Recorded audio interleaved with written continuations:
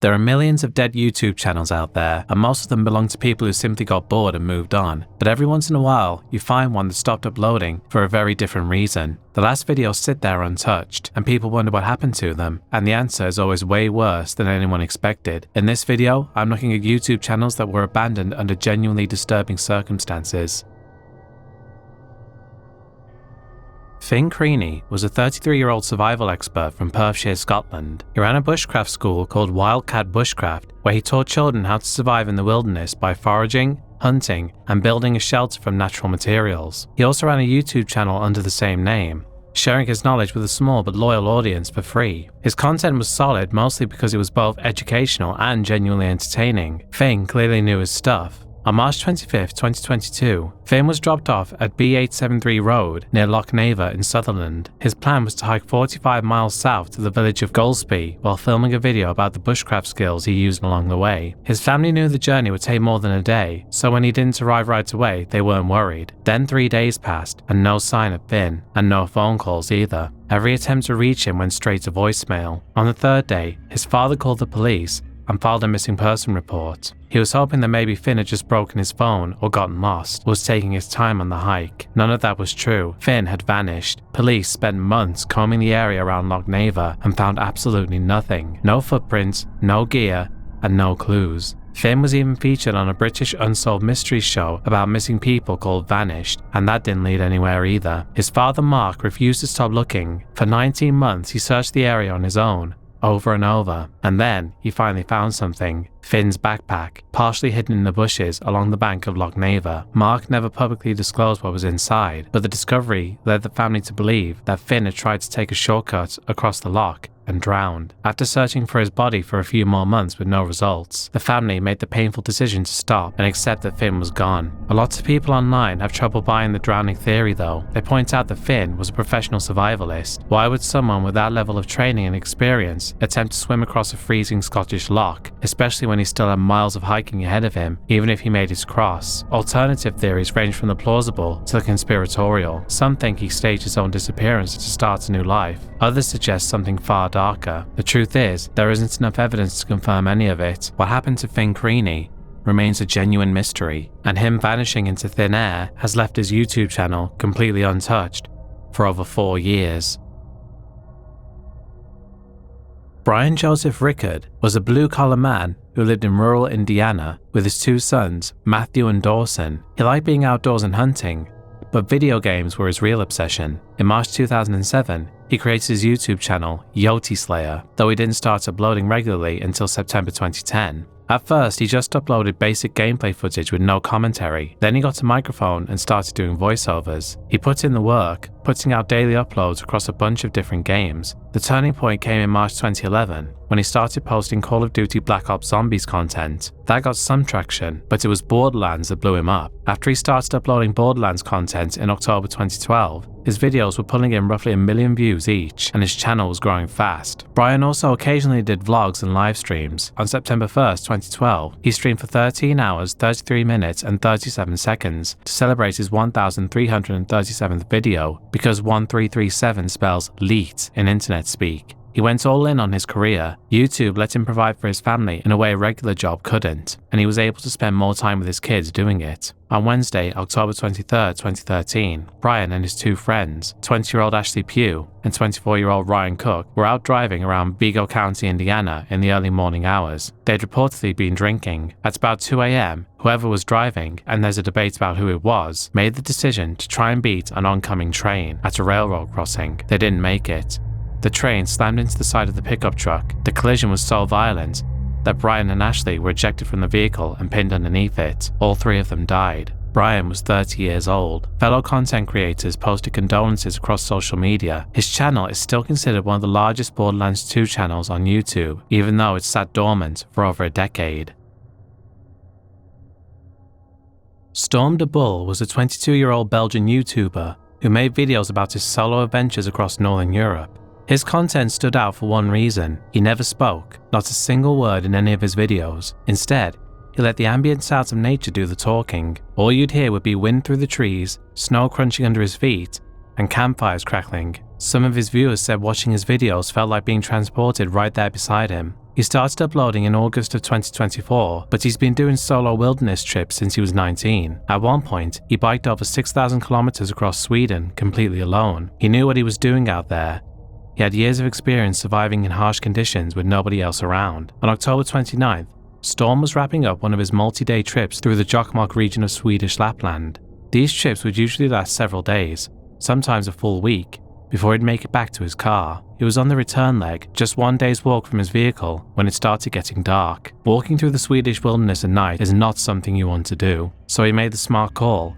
He set up his tent and decided to sleep through it. Before settling in, he noticed the cold picking up, so he piled snow around the base of his tent as a makeshift wind barrier, which is a reasonable precaution. What he couldn't have known was that a massive blizzard was barreling straight towards Jokkmokk. A few hours after he zipped up his tent, winds hit 75 miles per hour, snow was dumping on top of him, and the temperature dropped to -6°C, and with the wind chill, it felt like -18. Around midnight, Storm sent a video to a friend showing his tent getting ripped apart by the wind. In it he said, "Tonight it's going to get worse. Jesus Christ." He then called his grandmother and tried to reassure her, saying, "It's snowing heavily here, but don't worry, I'll survive, you know." At 2:36 in the morning, Swedish authorities received an SOS call from Storm. He reported multiple injuries, including a broken nose, and asked for immediate help. They tried to send a helicopter, but the wind made it impossible to fly. Ground rescue teams couldn't get through the snow either.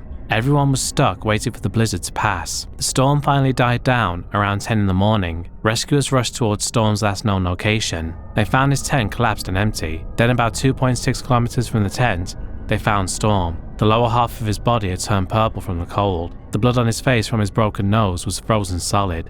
He was dead. It's not entirely clear what happened in those final hours, whether his tent collapsed and forced him out, or whether he decided to make a run for his car before the tent gave way. Either way, he was walking in the direction of his vehicle when he likely fell, broke his nose, and then made that SOS call. He spent the rest of the night exposed to a blizzard that no human body could survive. When Storm told his father about wanting to do solo camping trips years earlier, he said, quote, "Dad, it took me a long time to know what I wanted, but that's what I want." His YouTube channel, full of those silent nature videos, hasn't been touched since. Andrew Cross was a YouTuber from Grand Junction, Colorado. His channel, Desert Drifter, was something special. He'd visit obscure and fascinating locations, from thousand-year-old stone walls to abandoned German spy caves from World War II, and make polished, well-produced videos about them. The production quality was noticeably higher than most channels his size, and it showed. In just 14 months on YouTube, he built a massive audience. His viewers loved the content and were always waiting for the next upload. Then, after his January 2025 upload, Andrew stopped posting. Some fans assumed he was on a break. Others figured the next video was just taking longer than usual. On February 2nd, his wife Evelyn shared the truth. It was worse than anyone had imagined. Friday night, Andrew was in a really bad accident, and he is currently in the intensive care unit, fighting for his life from a really severe brain injury. And he just, this community has really meant a lot to him and to both of us over the last year, and I know that he would want all of you to know this, and I think many of you know that we're Christians, and so we really believe in the power of prayer and that God is going to work through this tragedy. And so for those of you who feel comfortable praying for him, please pray for him. On January 31st, 2025, Andrew was driving home from shooting a video about the Bears Ears National Monument in Utah. He was stopped at a red light at the intersection of First Street and North Avenue in Grand Junction. A car came from behind at an extremely high speed and rear-ended him. The impact was so severe that Andrew's car flipped over. He suffered massive brain damage. He was rushed to hospital immediately, but the damage was catastrophic. He spent over a month in ICU on life support. It became clear during that time that Andrew had no chance of recovering. On March 4th, at around 10:50 in the morning, his family made the decision to remove his life support and let him go. His fans were devastated. They organized a fundraiser that raised over $544,000 for Andrew's family. The driver who hit him, Ragnar Nicholas Crystal, was arrested on February 21st and charged with vehicular homicide and driving under the influence. Andrew's channel, Desert Drifter, now sits frozen in time, with his last upload still there, waiting for a follow-up that will never come. Hannah Rose Moody was a 31-year-old YouTuber and influencer based in Scottsdale, Arizona. The videos she uploaded to her YouTube channel were mostly about her Christian faith, but her Instagram told a different story. There, she documented her hiking adventures across the rocky desert terrain of Arizona. She moved to the States about 6 months earlier and had quickly made hiking a core part of her routine, hitting the trails multiple times a week. May 21st, 2025 was supposed to be a completely ordinary day for her. She woke up early, drove to the Gateway Trailhead in the McDowell Sonoran Preserve, parked her car, and started the Gateway Loop Trail. It was a roughly 6-kilometer loop with some rocky terrain and noticeable elevation changes, but nothing she hadn't handled plenty of times before. She expected to be done in under 3 hours and had already made lunch plans with her friends. When Hannah didn't show up for lunch, her friends weren't immediately alarmed. They assumed she was just running late, but she wasn't answering her phone either. She didn't respond to her texts or answer any of their calls. That wasn't like her. They waited at the restaurant for hours, then drove to her house around 7:50 that evening. Her car wasn't in the driveway, the lights were all off, and the door was locked. They called the police. Authorities found her car still parked at the trailhead. A full search operation launched with helicopters, drones, and K9 units scouring the Gateway Loop Trail. They had to call it off at 11:30 that night because of darkness and resume the next morning, leaving more people. At around 12:05 in the afternoon, a helicopter pilot spotted her. She was lying face down on the desert ground, roughly 600 yards off the trail. Hannah was dead, and had been for quite some time. There was no sign of foul play and no intoxicating substances in her system, nor any serious head injuries from a fall. What investigators landed on was heat. The temperature in the Gateway Trail area that day had climbed past 39 degrees Celsius. Their conclusion was that Hannah suffered a heat stroke, became disoriented, wandered off the designated path in confusion, collapsed, and never got back up. Her YouTube and Instagram accounts, where she posted all of her content, both hiking and faith-based, haven't been updated since and never will be again.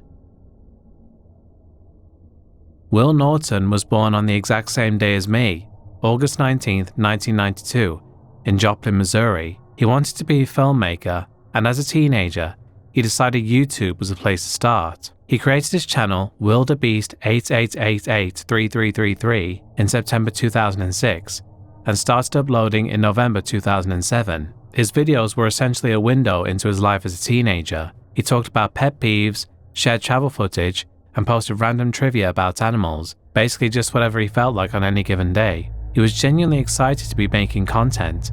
In one of his early videos, he's sitting in front of his camera at night saying, "It's a school night and it's late and I should be asleep, but I can't make myself go to sleep. I am just in way too good of a mood." In May 2008, he got accepted into the YouTube Partner Program, which back then was actually a very big deal. They even sent him his own banner and everything. Needless to say, he was thrilled. He talked about how it would motivate him to make better videos. Will kept uploading through high school. One thing he would post about was apparently his obsession with Kate Von D from LA Inc., and he actually got her attention through his videos, and she ended up tweeting at him, which led to him flying out to LA to meet her, and he made a whole video about it. His sister Sarah also had a YouTube channel.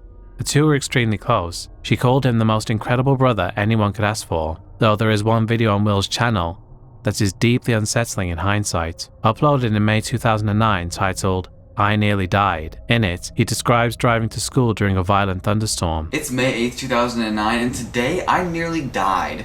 I wake up this morning and it is storming like crazy. I can hear the hail on the roof. I look out my window. The pool is going crazy because there's so much water flowing into it. The trees are crazy. It's still pitch dark outside and it's like 7:20. So I get ready really fast and I rush to school, out the door, and then I'm leaving for school and there is just tons of rain. And I'm going and there's trees down in the road. So I'm freaking out. I'm like, oh, I'm gonna be late. I passed through 18 stoplights on my way to school. 4 of them exploded. Okay, there was these huge, I didn't know, but if you ever seen the power go off on stoplights, there's this bright blue light that comes from all of them. I don't know what that is. There's probably like a scientific reason, I don't know.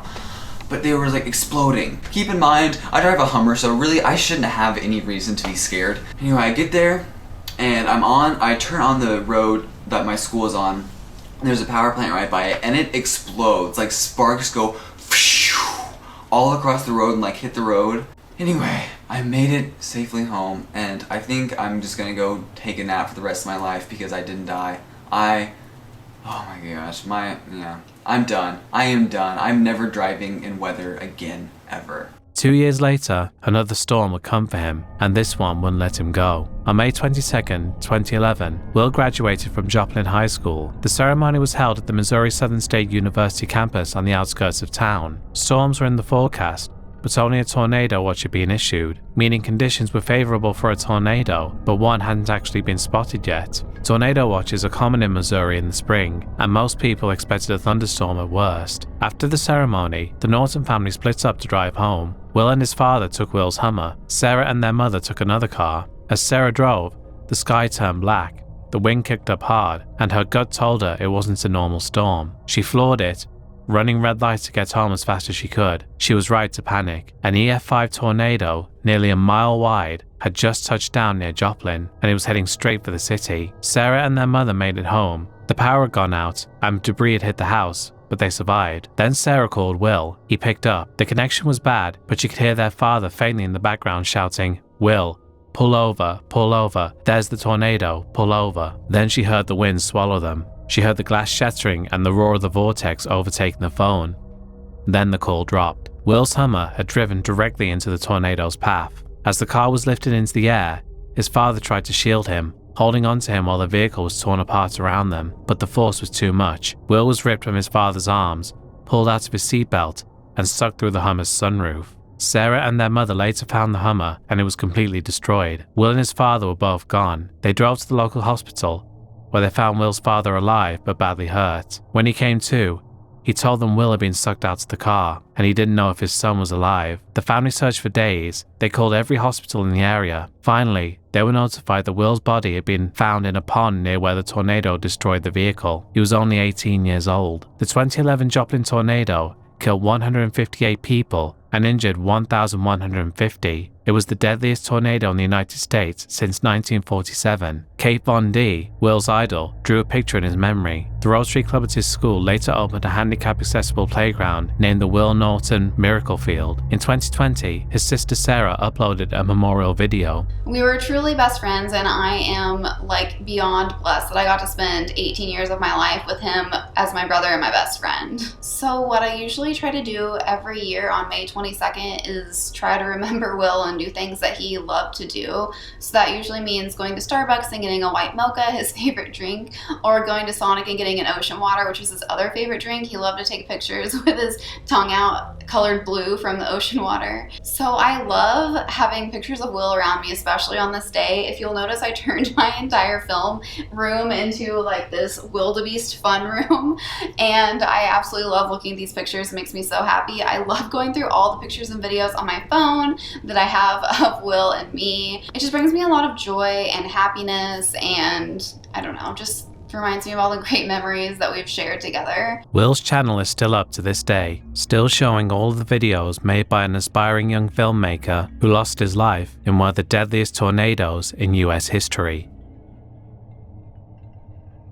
Harley Dilley was 14 years old and from Port Clinton, Ohio, and spent most of his time playing Madden football and posting gaming videos to YouTube. Gaming was his entire world. According to his mother Heather, it was more than a hobby and was actually an addiction. When his family took his games away at one point, he threw a fit so bad the police had to be called. Outbursts like that weren't uncommon for Harley. He'd been diagnosed with Asperger's as a young child, had behavioral issues at school, and regularly attended counseling. Despite all of this, Harley had a dream. He wanted to be a full-time content creator. His classmates clearly saw it too. He was voted most likely to become a YouTuber in his high school yearbook. He ran 2 channels, Harley Dilley and Harley Dilley 2.0, and most of the content was Madden gameplay. His family had taken away his consoles for bad behavior, so all he had left was the mobile version of the game. He made do. His home life was rocky. He uploaded videos where he openly complained about his parents. In one from October 2018, he talks about an altercation with his mother that ended with the police being called. In another, he live streamed from outside his house after being locked out. He went to talk to his school's assistant principal because,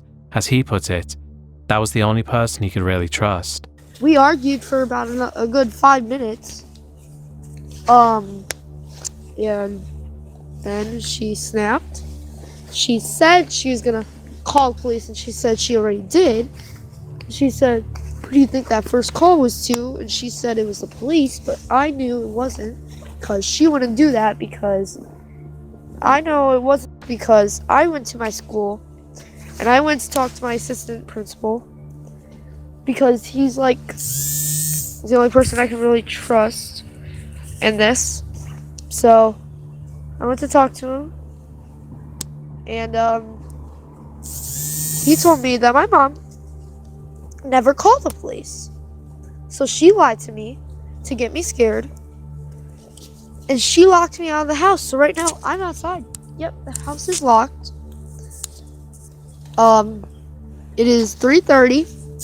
I haven't ate anything, and I still haven't even got to get my work done. My mom's gone. She won't answer the phone. So right now I'm alone outside. I got nothing better to do, so what's the point? So I thought I would stream this because I'm not doing a video of this. I legit was scared because I thought I was about to have to go to DH for 30 days because that's if I get another complaint to the police, I'm going to DH for 30 days. I mean, I've already took a YouTube leave, but I'm trying to do stuff, guys. If you knew what was going on in my life.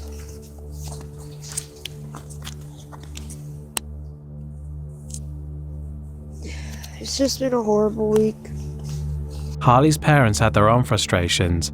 According to documents from the Ohio Attorney General's office, Harley was careless with his online presence. He'd film himself while in the bathtub. He posted his home address and phone number on social media. For the parents of a teenager with behavioral issues, the YouTube dream was becoming a headache. At school, things were getting worse there too. He got suspended for slapping another student and picking up an assault charge. When he came back, he got in trouble for kicking a boy. He'd also started running away from home after fights with his parents, staying with friends until things cooled down. Through all of this, YouTube remained the one constant in his life, playing Madden. He was happy. His last upload went up on December 10th, 2019, and it was standard Madden Mobile gameplay with commentary, nothing out of the ordinary. 10 days later, on December 20th, Harley woke up and tried to convince his parents to let him stay home from school. It was the last day before Christmas break. They said no. He left the house. A neighborhood surveillance camera caught him walking in the direction of his school. He never made it there, and he never came home. His father reported him missing the following day, on December 21st at 11:50 at night. The delay raised some eyebrows,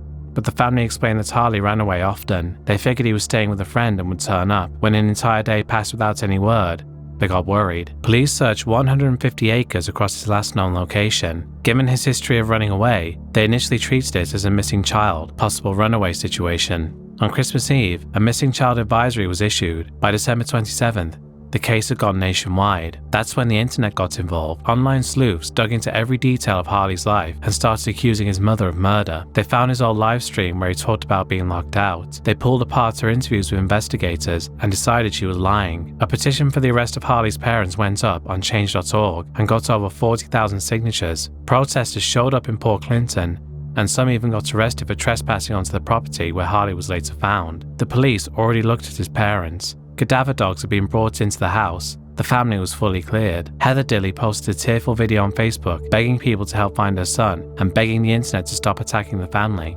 You want to know what it's like to have a son missing?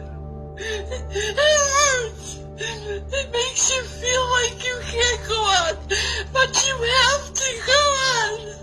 You don't understand. You seriously don't know what it feels like. Stop besting my family.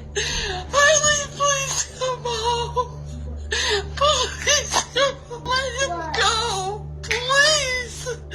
I want him home. I'm tired of crying. I'm tired of being strong when I can't be. You guys are such monsters. I can't believe that you would be like this to a family that's not got their son. He is my son. I love him.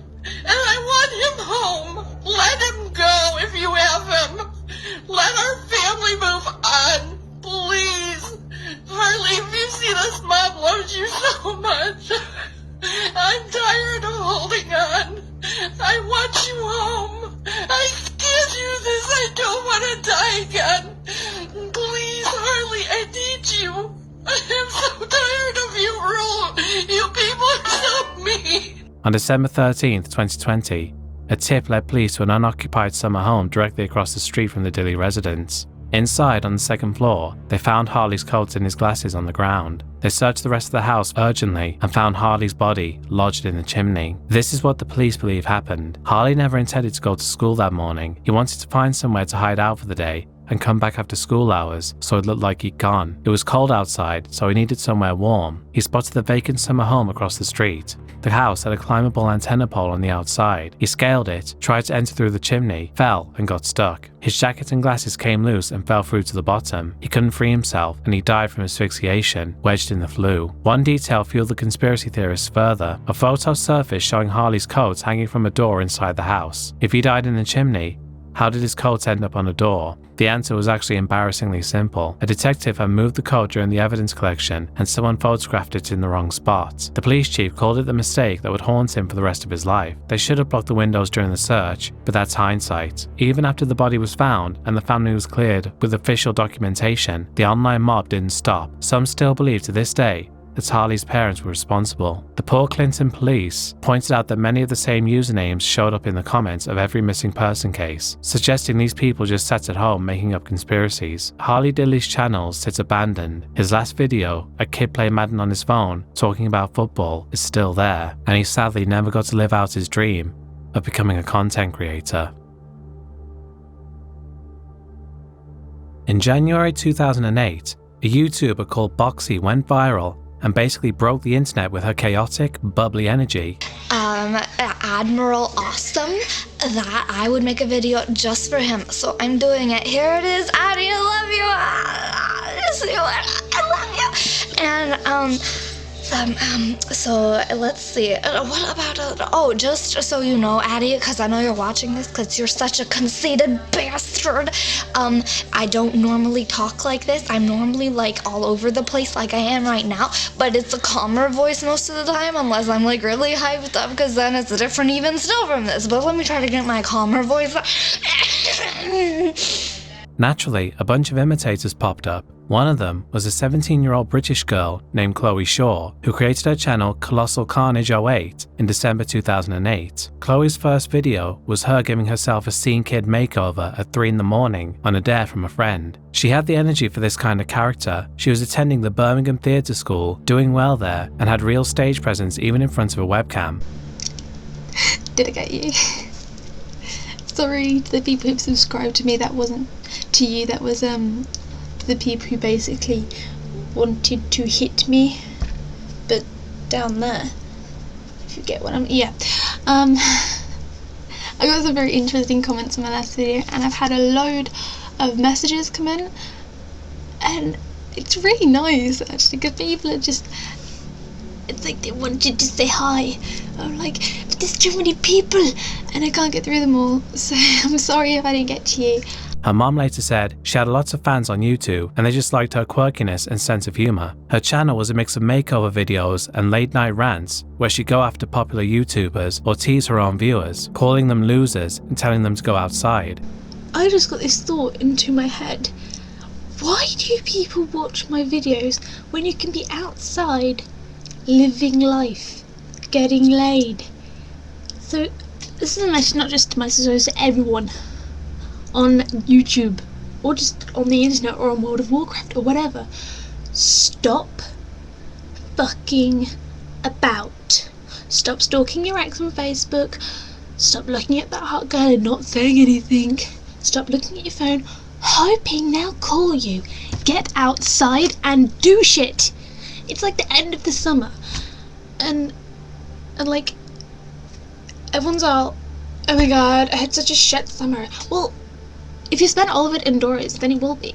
She had this sarcastic edge to her that people either loved or hated. In one video, she roasts a commenter's weight, tells him to lose it for health reasons, then cheerfully adds, people still won't take you seriously even when you do lose weight. Just a heads up. So I would suggest you lose some weight. And plus this is the internet, so everyone will call you an asshole and all those other lovely words that haters like to use. So yeah, go for it. Lose some weight, go outdoors. I'm pointing to my window. Just yeah, I lost my train of thought.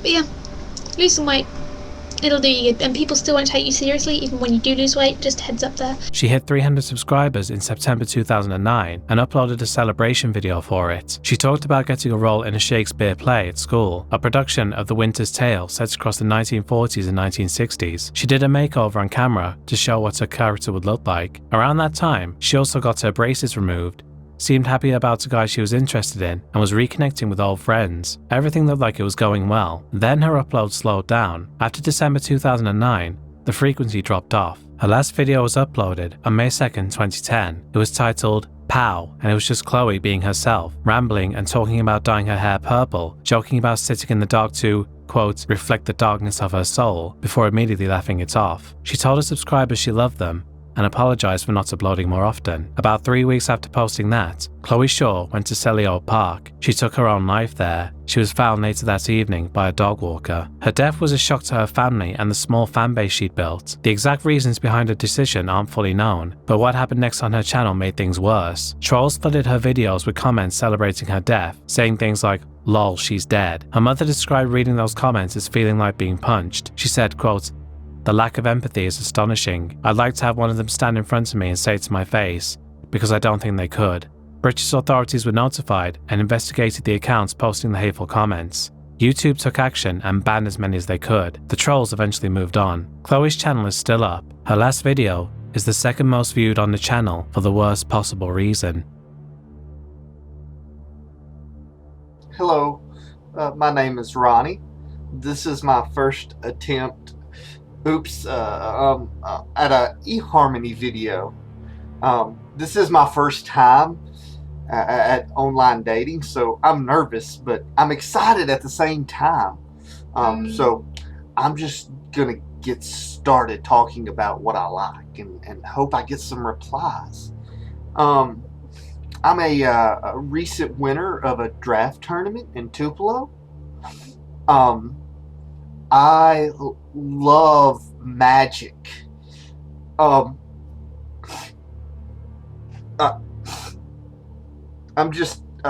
sorry. I'm getting emotional. I love magic. I love every kind of magic card.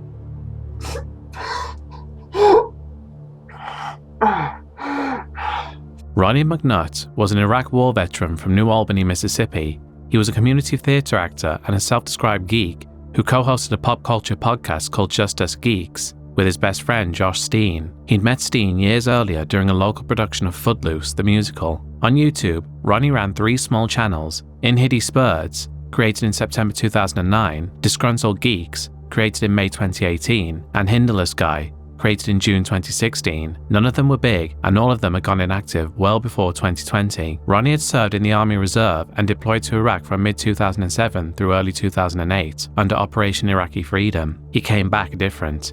His friend, Steen, later said that Ronnie didn't seem like the same guy who left. He struggled with PTSD and depression in the years that followed. His father Cecil died in February 2018, which hit him hard, and in the weeks leading up to August 2020, he'd gone through a painful breakup with his girlfriend. He was working at the Toyota manufacturing plant in Blue Springs, Mississippi, and he was still active in his church. On the evening of August 31st, 2020, Ronnie started a Facebook live stream from his apartment. He'd done live streams before. It was how he processed things. He'd talk about theology, pop culture, and basically whatever was on his mind. But this night was different. He was visibly drunk and despondent, and at some point during the stream, he picked up a rifle. Around 200 people were watching live. Josh Steen was one of them. He immediately started reporting the stream to Facebook. He reported it over and over. Facebook's automated system responded that the content did not violate community standards. The New Albany Police Department showed up during the stream, set up a perimeter, evacuated neighbors, and tried to talk to Ronnie over a speakerphone. Chief Chris Robertson later said that Ronnie was in such a mental state that nobody could have gotten through to him. At roughly 10:30 p.m., after a brief phone call from his ex-girlfriend, I don't even know half you people trying to call me. Be real.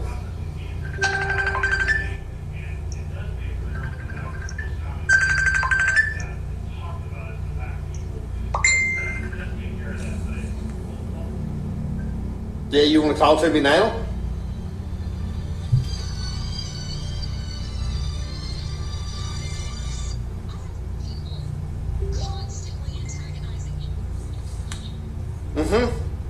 Yeah, you want to talk to me now? Oh, is that the way you're going to be?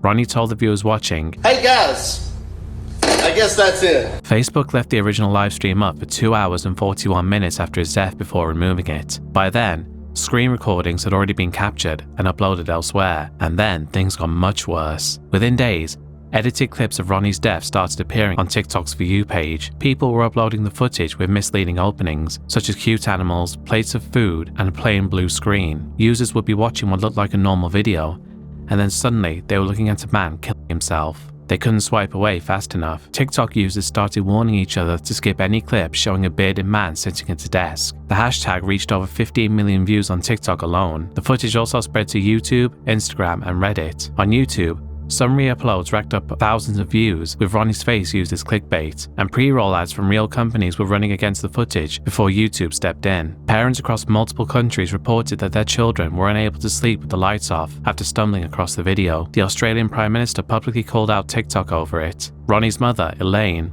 posted on Facebook that she hoped everyone getting their kicks from watching the video of her son ending his life would rot in hell. Josh Steen became the public face of the aftermath. He launched a campaign called Reform for Ronnie, pushing for faster human review of reported livestream content before detection of bait-and-switch uploads and real-time crisis intervention for streamers in distress. Facebook software could detect and remove a topless photo in seconds, but couldn't end a 3-hour livestream that hundreds of people were actively reporting as someone died on camera. That gap between what platforms chose to prioritize and what they choose to ignore became the defining issue of the case. Ronnie's 3 YouTube channels are still online. Their comment sections have turned into informal memorial walls. Strangers who found the channels through the worst possible circumstances stuck around long enough to notice a person behind them. Ronnie's last public post on Facebook, written the same day he died, said, quote, "Someone in your life needs to hear that they matter, that they are loved, that they have a future. Be the one to tell them." Hey nudists, it's everybody's favorite dude named Nick Bait. Nick Bait. Where am I, you may ask? Right here. Under the table. Just like all my sales deals. So, things that have happened. I have been playing Pokemon. That's pretty much it. Things I'm looking forward to: Pokemon Black and White versions. Also the new They Might Be Giants album. It's gonna be pretty cool.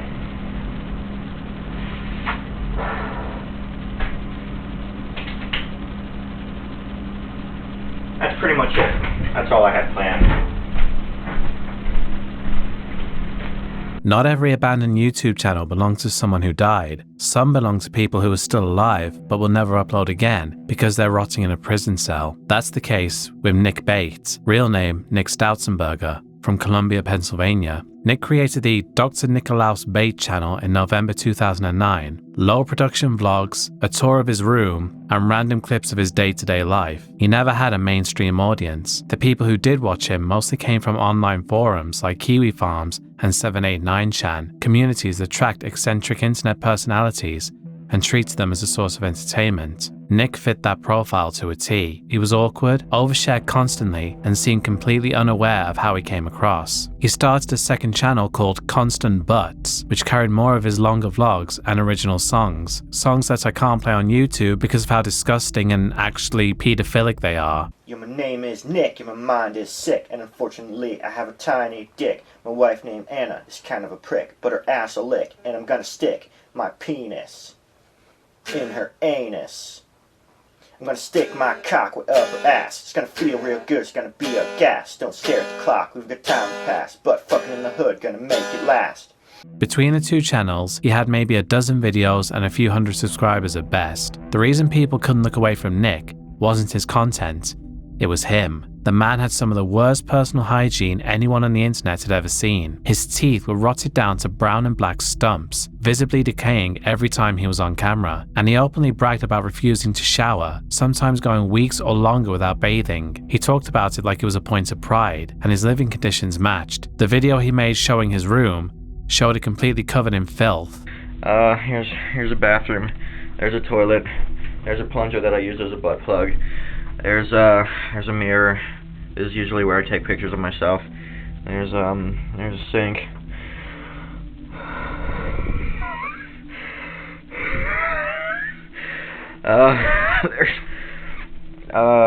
Here's some baby oil that I use as a lube for jacking off with, or for putting things in my butt. But the thing that really made Nick notorious online was his obsession with feces. He talked about it constantly across every platform he used. He posted about it on LiveJournal, on forums, anywhere he had a keyboard. It wasn't a joke or a bit, he was genuinely fixated on it, in a way that went far beyond gross out humour. People on the forums documenting him went from laughing at him to being genuinely disturbed by the things he was willing to say publicly. And looking back, a lot of people who followed the Nick Bates saga before it ultimately ended have pointed out that the warning signs were everywhere. But of course, the absolute worst thing about Nick was that he openly labelled himself as a paedophile. Again, he actually seemed proud of this fact, but unfortunately, nobody intervened until it was far too late. In April 2015, Manor Township Police in Lancaster County arrested Nick and charged him with sexually abusing a young child. The abuse had taken place years earlier, between 2009 and 2010. The victim was a young girl who was between 5 and 7 years old at the time, and not only that, she was Nick's own half-sister. The key piece of evidence against him came from his own online activity. Prosecutors built their case around a chat transcript in which Nick discussed what he had done with a woman called Anna, who he believed was his girlfriend. He literally handed them the evidence himself. Nick went to a bench trial in January 2016. After 2 days of testimony and about 45 minutes of deliberation, the judge found him guilty. In April 2016, he was sentenced to 16.5 to 40 years in state prison with lifetime sex offender registration. He's been locked up since his arrest in 2015 and won't be eligible for parole until at least 2032. His original channel, Dr. Nicolaus Bate, is still up on YouTube. His second channel, Constant Butts, was terminated by YouTube in 2024, but his original channel remains frozen, an abandoned channel belonging to a monster who may very well spend most of his remaining adult life behind bars. Cult Empire Official was a small YouTube channel run by a teenager named Robert Bever from Broken Arrow, Oklahoma. The content was about as plain as you'd expect from a kid his age. He made a video talking about Minecraft and complaining about needing a better computer to run it, and in another video, he showed off his rather dumb hairstyle. New hairstyle, check it. It's called a faux hawk, where I don't have to shave the rest of my head, but I still get a mohawk. I hope that it still looks like a faux hawk. I did it before. I still have my long hair. I just shaped it to look like a faux hawk. In the next couple days, I'm going to try to get an actual faux hawk. I did this before I started filming my playthrough of Happy Wheels. There was another video that appeared to be some kind of comedy skit with his younger brother Michael, set to music. At the time, it was just a teenager doing dumb videos on his channel. What nobody realized when he uploaded his last video was that Robert would soon go on to do something truly horrifying. The Bever family was deeply isolated. All 7 children were homeschooled. Neighbors didn't even know some of the kids' full names, and the family had virtually no social connections outside the house. Behind closed doors, Robert and Michael had been planning something for months. Robert was 18 and working at a call center. He was saving his money, but not for a car or college. He was ordering body armor, Kevlar sleeves, helmets, and surgical blades online. He and Michael had put together a written plan on a thumb drive. The plan was to kill their entire family, dismember the bodies and hide them in storage bins in the attic, pick up a FedEx delivery of handguns and over 2,000 rounds of ammunition the next morning, steal the family's car, and then drive state to state, killing random strangers at every stop. Their target body count was between 50 and 500 people. On the night of July 22nd, 2015, they started. Using kitchen knives and surgical blades, Robert and Michael attacked their family inside their home at around 11:30 p.m. They killed their father David, their mother April, their 12-year-old brother Daniel, their 7-year-old brother Christopher, and their 5-year-old sister Victoria. There were over 100 combined stab wounds across the 5 victims, with each body bearing between 21 and 48 individual wounds. Their 13-year-old sister Crystal survived. Michael had lured her into the brother's bedroom on a pretext. Robert came from behind, covered her mouth, and slit her throat, then kept stabbing her in the abdomen and arms. She fought free and ran for the front door, triggering the house alarm. Robert chased her onto the front lawn, tried to strangle her, then dragged her back inside because he didn't want the neighbors to see. The youngest sibling, 23-month-old Autumn, was asleep in an upstairs bedroom. Robert later said they had planned to decapitate her with an axe, but but simply forgot. Michael used a specific tactic to get the younger children. He pounded on their locked doors screaming, "Let me in, he's gonna kill me," pretending Robert was attacking him. Christopher and Victoria opened the bathroom door to save their brother. Michael walked in and stabbed them. Daniel locked himself in their father's home office, opened the door for the same trick, and managed to grab Michael's phone and dial 911 before Michael smashed it. That aborted call is what called the police. Officers forced entry into the house after hearing Crystal on the porch. She told them her brothers did it. Robert and Michael had fled into the wooded creek behind the property, planning to steal the family's SUV, but unable to find their mother's keys. A K9 unit found them hiding under a bush about 45 minutes later. The dog bit Michael to subdue him. Robert was still holding a knife, and both were covered in their mother's blood. Investigators also found surveillance cameras that Robert had set up inside the home, positioned near 3 of the bodies. Robert told detectives he had planned to make 2 separate murder videos, one showing the corpses intended for investigators, and a sanitized version to post online for the fame he wanted. Robert pleaded guilty to all charges in September 2016 and was sentenced to 5 consecutive life without parole terms, plus an additional life sentence for the assault on Crystal. He later attacked 2 correctional officers in prison with a sharpened weapon and received 3 more consecutive life sentences, bringing his total to 9. Michael went to trial in 2018. He was convicted of all counts. Because he was 16 at the time of the murders, the jury couldn't give him mandatory life without parole, so they recommended life with the possibility of parole. The judge stacked the sentences consecutively, making him eligible for parole only after roughly 225 years. Crystal and Norton were placed in state custody and later adopted by a family in Tulsa. The Bever house sat vacant for years, becoming a morbid tourist attraction, and burned down under undetermined circumstances in 2017. The lot was eventually turned into a small public memorial called Reflection Park. Cult Empire official Robert Bever's YouTube channel is still up. A handful of videos from a teenager, including one doing a goofy skit with his brother, the same brother he'd later hand a knife to. The channel has sat frozen since 2015, collecting views from true crime enthusiasts who stumble across it and try to reconcile the boy on screen with what he did. But there's nothing to reconcile. The carefree teenager posting videos and the 18-year-old who stabbed his family to death were the same person. And that's the end of the video, folks. If you've been watching my channel for a while, then you know that this wasn't the first time I've talked about Nick Bate. And it probably won't be the last either. Someone as disgusting as him is bound to make another appearance on here eventually. Obviously most of the entries on here were quite tragic, but the ones that are the most sad for me are probably Will and Chloe, because they were the same age as me. Will, as I said, was born on the exact same day as me. For all I know, he could have been born at the exact same time. And Chloe was born less than a month earlier on July 27th. Under better circumstances, they'd both be coming up on 34 years old this year. And they'd both be living happy, fulfilling lives, but unfortunately that's just not the case. If you found this video interesting, then please consider giving it a like, leaving a comment and subscribing if you're new, and also maybe consider donating to my Patreon. All patrons get early ad-free access to videos, and higher tiers get their name on the screen and a shout out. And all videos on Patreon are free of the censorship I have to put on them for YouTube. I'd like to give a big thank you to all my patrons for their continued support, especially those whose names you're seeing on screen now.